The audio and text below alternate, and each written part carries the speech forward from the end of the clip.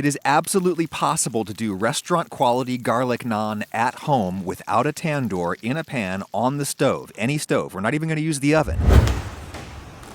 Hey guys, welcome back to Top Car Kitchen. Today I'm going to try and make a dish I found online. Let me tell you, replicating this recipe was some nightmare. I encountered so many problems and failed at least 20 times. And you know what? The original recipe video has so many issues with actual process. But luckily, the end result turned out to be fantastic. And at the end of the video, I invented my own way to cook and refine these dishes. So come and see how I did. In naan making, there are 3 primary ingredients used for leavening: baking powder, yogurt, and dry yeast. Baking powder is a fast-acting agent that causes the naan to rise quickly, while yogurt and dry yeast are slower-acting agents that cause the dough to expand gradually over time. We begin by adding 250 grams of all-purpose flour, 1 teaspoon of sugar, a half teaspoon of salt, 1 teaspoon of dry yeast, and 1/4 teaspoon of baking powder in a bowl. Along with the dry yeast, add the baking powder, as the 2 fermentation agents will interact to achieve the best results. Then add 60 grams of yogurt, 1/4 cup of olive oil, and about 100 grams of milk, stirring evenly and gradually adding the milk in small amounts. Knead the dough by hand until it is smooth and elastic. That's pretty much it.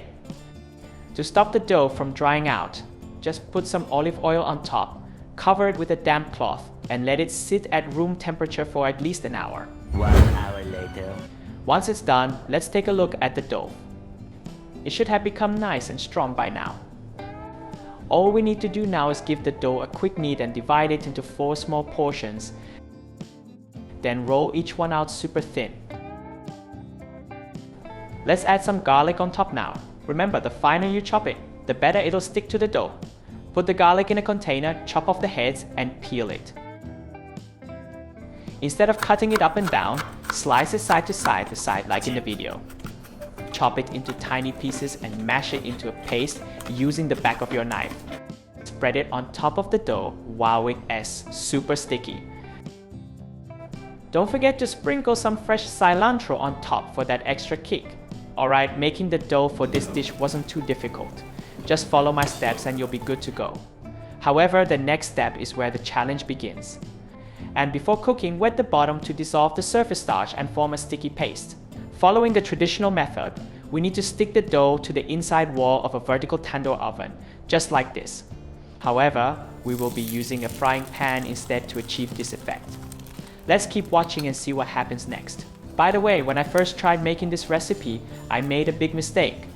I forgot to add oil to the pan and heated it on high heat. As a result, the dough didn't stick to the pan, but the worst part was that the bottom of the dough burned. In the matter of failure, I've always been successful. Isn't this a kind of success? We're going to try this again.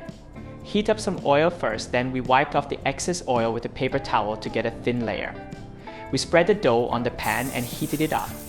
When the dough starts to puff up, I try flipping it over to bake the other side.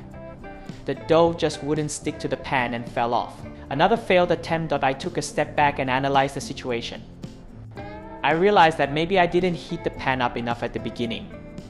So I learned from my mistake and cranked up the stove to the max while making sure the iron pan was heated up enough. Gotta keep trying until I get it right. Okay, oil again, heat up again, put the dough into it again. This time you could see that the raised part of the dough was bigger than the previous 2 times. When I smelled a slight burn smell for the first time, I bravely tried flipping the pan over, and guess what? I did it. Not only does it require 20% of skill, but also 80% of luck. This method is very similar to the traditional way of making Indian naan.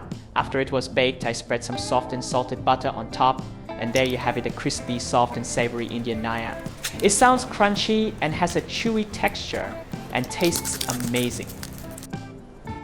In the original video, they advised not to use a stainless steel baking tray for this recipe. But why not give it a try and see what happens? Let's repeat the same steps and make it again. It's almost done. Let's try flipping it over.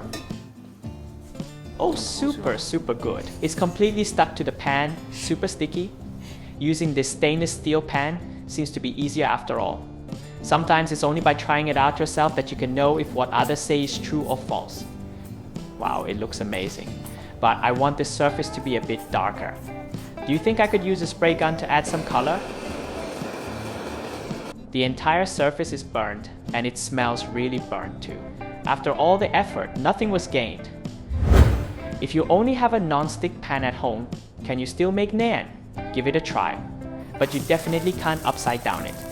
The steps are the same, but what you need to do is to keep flipping it over and bake the other side to prevent it from burning. Compare the two naans. It's clear that the surface color is not golden brown enough. Compare the level of crispiness. This is the sound of naan made on a stainless steel pan. And this is the sound of naan made on a non-stick pan. Amongst the three types of cookware, cast iron, stainless steel, and non-stick, I found that using a cast iron skillet was the closest way to replicate the traditional tandoor oven. However, the naan was hard to keep from sticking and often fell off and surrounding areas super hot. During my previous attempts, I accidentally discovered an interesting method of making naan. I could try is using a colander. To bake the dough, simply place the colander on the stove and keep an eye on it to avoid burning, flipping it when necessary.